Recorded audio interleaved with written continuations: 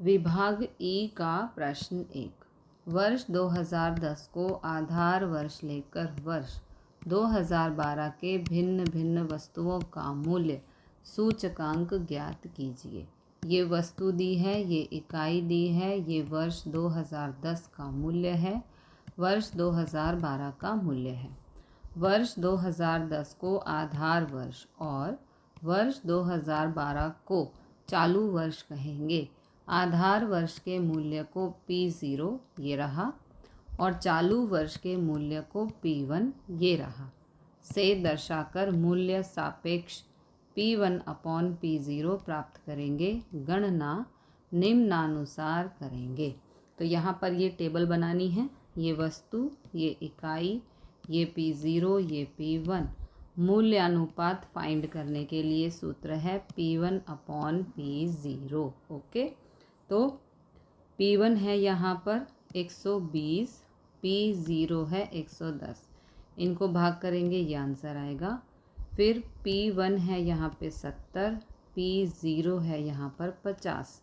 इनको भाग करने पर ये आंसर आएगा और इन सब का टोटल है 6.116। ओके, तो भिन्न भिन्न वस्तुओं का मूल्य सूचकांक ज्ञात करने का सूत्र है सिग्मा P1/P0 n का मतलब है नंबर ऑफ आइटम्स की कितनी चीज़ें हैं।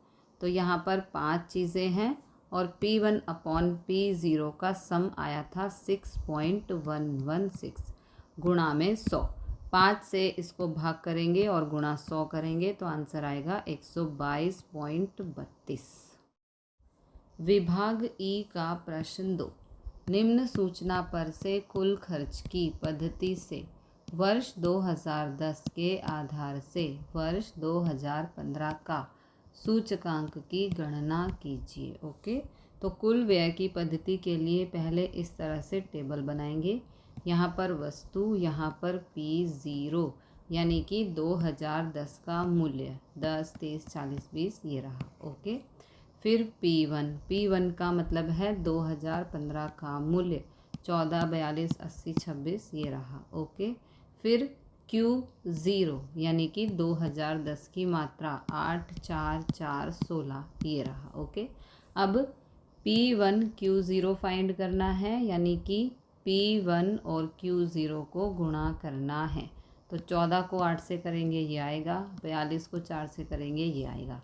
इसी प्रकार P0 Q0 यानी कि P0 को Q0 से गुणा करना है।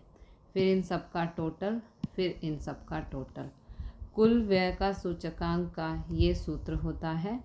यहाँ पर वैल्यूज़ को पुट कर देंगे, इसको सिंप्लीफाई करेंगे तो आंसर आएगा 149.41। वर्ष 2010 की अपेक्षा वर्ष 2015 में मूल्य में इस वैल्यू में से 100 को माइनस करेंगे। 49.44% की वृद्धि हुई है। विभाग ई का प्रश्न 3।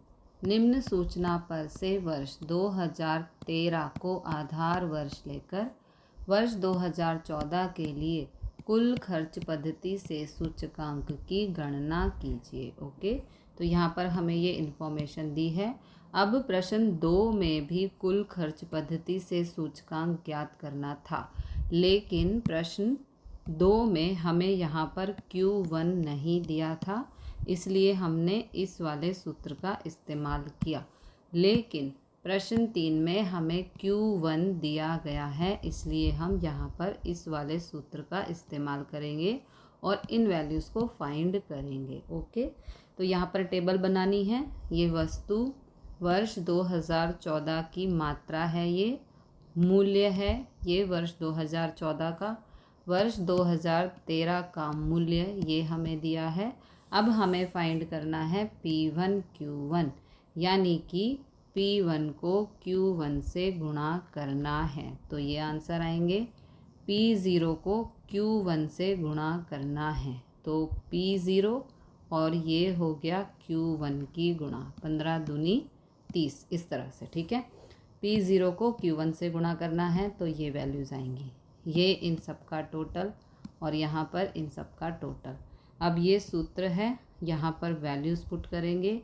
सिंप्लीफाई करके आंसर आएगा ये। ओके, वर्ष 2013 की अपेक्षा वर्ष 2014 में कुल खर्च इस वैल्यू में से 100 को माइनस करेंगे तो 15.69% की वृद्धि हुई है।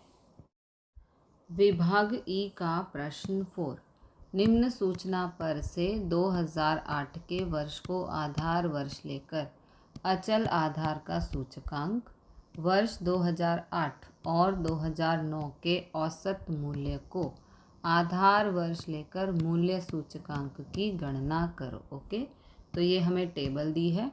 यहाँ पर हमें आंसर के लिए एक टेबल बनानी है। इसमें वर्ष, इसमें मूल्य।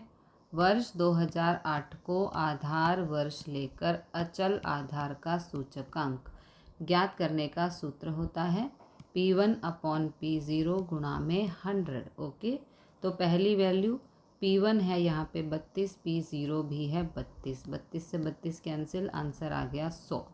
अब यहाँ पर P1 है 38 और P0 है 32 गुणा 100, ये आंसर आएगा। ओके, इसी तरह से सभी वैल्यूज़ निकालनी है। अब वर्ष 2008 और 2009 के मूल्य की औसत देख, 2008 का मूल्य है 32, 2009 का मूल्य है 38। तो इन दोनों को प्लस करके 2 से भाग करेंगे, क्योंकि यहाँ पर 2 वर्षों की बात हो रही है। जितने भी वर्ष होंगे वो नीचे लिखने हैं। तो 1 और 1 2 वर्ष की बात हो रही है, तो यहाँ पर 2। 32 और 38 70 होता है, 2 से 70 को भाग किया, आंसर आ गया 35। तो 35 लेकर, ओके, इसका मतलब है सभी के डिनोमिनेटर में 35 आएगा। ओके, आप देख सकते हैं सभी के डिनोमिनेटर में 35 है। ठीक है, और ऊपर यहाँ पर ये 32, यहाँ पे ये 38, यहाँ पे ये 40, यहाँ पे 42, इस तरह से। ओके, इसको सिंप्लीफाई करेंगे तो ये आएगा। इसी तरह से सभी आंसर आपके आ जाएंगे। ओके, विभाग ई का प्रश्न 5, एक शहर के औद्योगिक उत्पादन के भिन्न भिन्न समूहों का सूचकांक तथा समूह का भार निम्नानुसार है, उस पर से औद्योगिक उत्पादन का सूचकांक की गणना कीजिए। ओके, तो यहाँ सूचकांक और भार दिया है, इसलिए पारिवारिक बजट की पद्धति से सूचकांक की गणना निम्नानुसार करेंगे। यहाँ पे समूह, ये सूचकांक, ये भार। यहाँ पर हमें फाइंड करना है IW, यानी कि I की W से गुणा। तो गुणा करेंगे तो ये आंसर आएंगे। इन सभी का टोटल करना है, इन सभी का टोटल है 100। ओके, सूचकांक का सूत्र ये है, यहाँ पर वैल्यूज़ पुट करनी है तो आंसर आएगा 379.19। विभाग ई का प्रश्न 6, वर्ष 2010 के सापेक्ष में वर्ष 2015 में गेहूं का मूल्य में 70% वृद्धि होती है और चावल के मूल्य में 40% वृद्धि होती है। बाजरे के मूल्य में 25% कम होता है, जबकि तेल का मूल्य 40% बढ़ता है और घी के मूल्य में 5% कम होता है। यदि घी से तेल का महत्व 3 गुना हो तो चावल का 2 गुना हो और गेहूं तथा बाजरा प्रत्येक का महत्व चावल से 2 गुना हो तो भोजन के समूह की 5 वस्तुओं का सूचकांक ज्ञात करो और अर्थघटन कीजिए। ओके, यहाँ वस्तुओं के मूल्य में प्रतिशतता में वृद्धि या कमी दिया है और सापेक्ष महत्व दिया है। वह वस्तु का महत्व भार W निश्चित करता है। माना कि घी का महत्व 1 है। ओके, तो यहाँ पर टेबल बनानी है। ये वस्तुएं हैं। अब जो प्रतिशत में वृद्धि हुई है तो प्लस करेंगे, कमी हुई है तो माइनस करेंगे।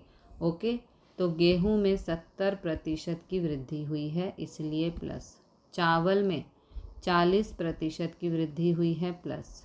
बाजरे में 25% की कमी हुई है तो माइनस। तेल में 40% की वृद्धि हुई है तो +40।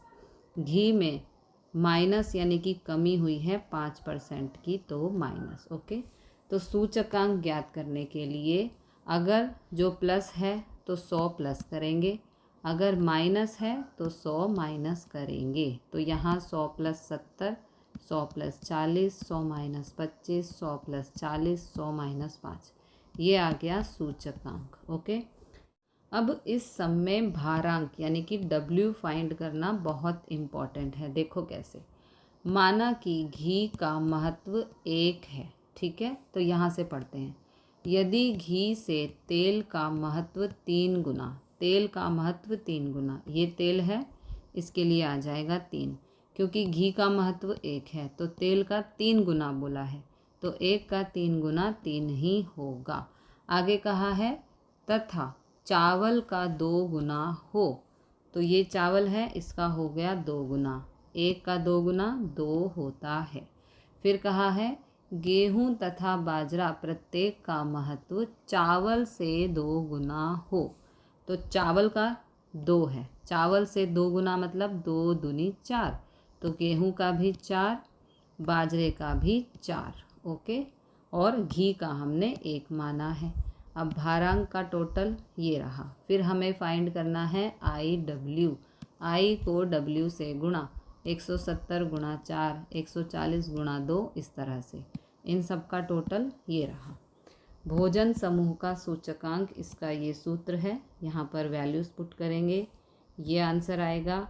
भोजन समूह की वस्तुओं में 126.79 में से माइनस करेंगे 100 को, तो आंसर आएगा 26.79% वृद्धि हुई है।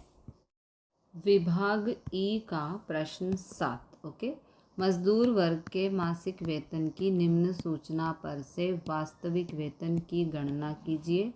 वर्ष 2008 को आधार वर्ष मानकर वर्ष 2015 की मुद्रा की क्रय शक्ति की गणना कीजिए। ओके, तो ये इन्फॉर्मेशन दी है।